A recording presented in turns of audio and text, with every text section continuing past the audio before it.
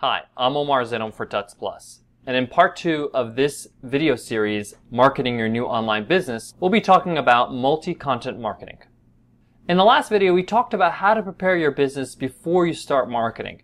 Now in this video, we're going to be talking about all the different ways you can market, all the different vehicles you can use. Some of these are building your blog, your email sequence, video marketing, social media marketing, and podcasting. Let's start with building your blog. Your blog is like your home of your website. It's like where, now when I say home, I don't mean your homepage, but the actual place where people get to find out what you're all about, where you write your articles, where you can add value to people other than your actual products or services. The purpose of your blog is to create information, content, to teach people about your industry, about your market, about what you do, right? And therefore, when people read these things, they think, wow, this is a great article, and share it with others. And in that way, that's a form of marketing in itself.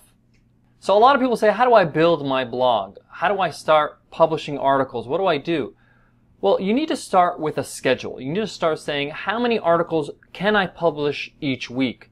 Some people, when they first get started, they start publishing 2, 3, 4 articles a day. Now, you may not have time for that, but you need to be consistent in whatever you do. So if you say, I'm going to have 1 post a day or 2 a week, have a schedule and have a publishing schedule where you can say, I'm going to write it and publish it by this time. The best way to do this is to just list all the different topics you want to write about. Whatever your industry is, you should have a list of topics of saying, I want to write about this, this, this, and this. And that way you can allocate what times, what dates you're going to publish articles on those topics.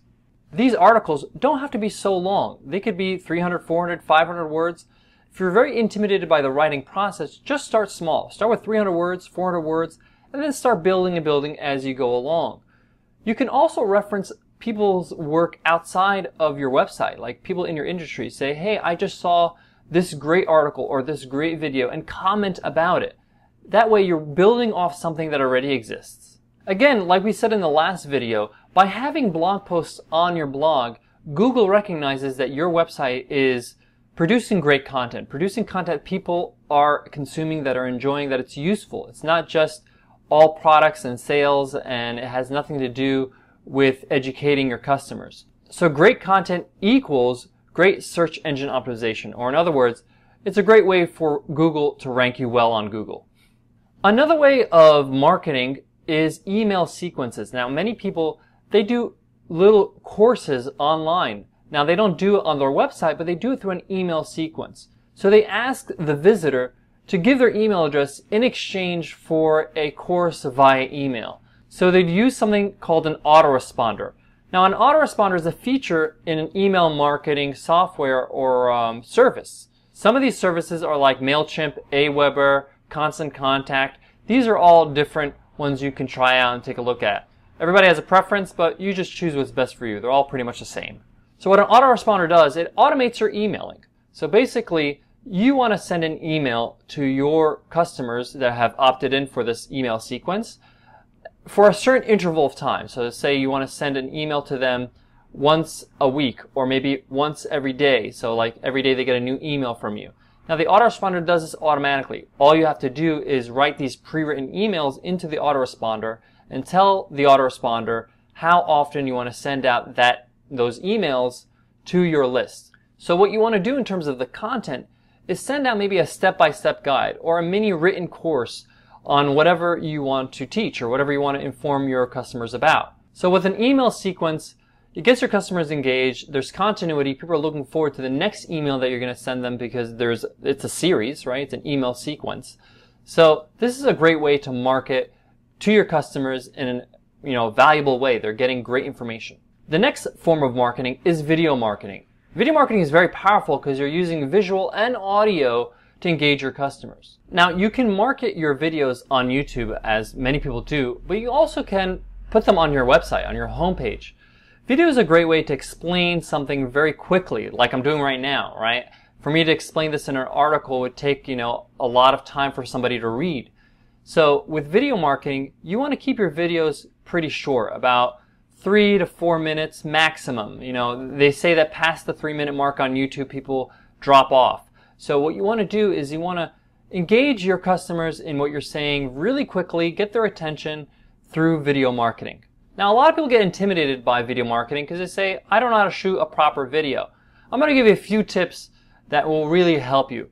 The most important thing when shooting a video for video marketing is to have really good audio, right? If the audio is distorted, it's not clear, it sounds like you're 5 miles away, it's really going to affect the experience of that video. The second thing you want to do is make sure you have good lighting. Make sure there's no shadows, make sure that your face is well lit. If lighting confuses you, the best thing to do is to use natural light. You can use outdoor lighting. The third tip is to make sure you edit your videos. A lot of people shoot their videos and then just upload them straight to YouTube or whatever. You don't want to do that. You want to make sure that you edit them so they're engaging and entertaining for your audience. Make sure you're cutting in the right places, and you can even title some of the things that are going on, like somebody's name or a tip or something like that. Another way to content market is through social media.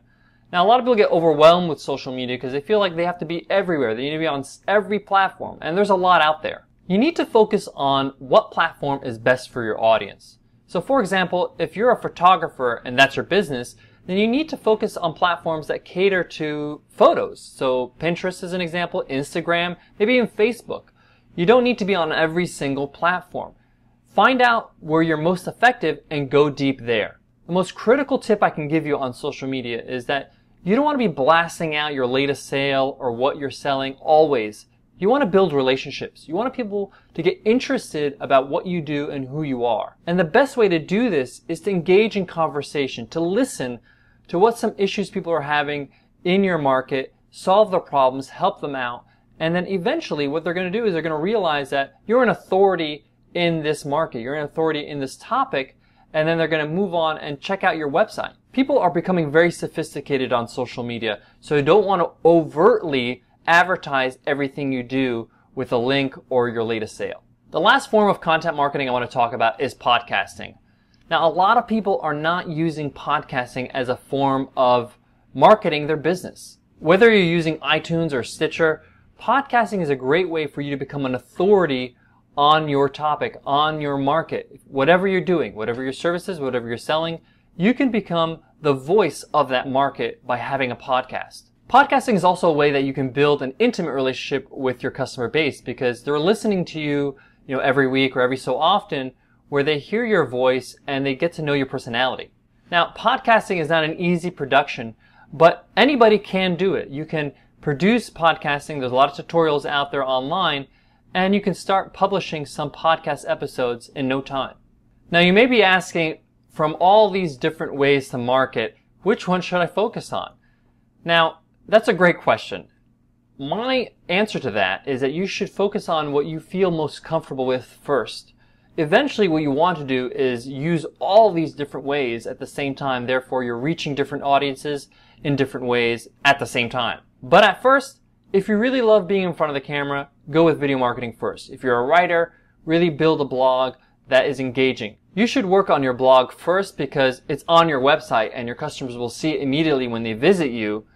But remember, on your blog, you can put up any kind of content. It could be a video, it could be written, it could be an infographic, it could be something that you're more comfortable with. It doesn't have to be, a certain way. So start with your blog, start with the things you feel most comfortable with, and then start expanding and challenging yourself with the other pieces of content marketing later on. That's it for this video. In the next video, we're going to be talking about how you can approach somebody with the same audience as you and market to them. I'll see you guys then. Take care.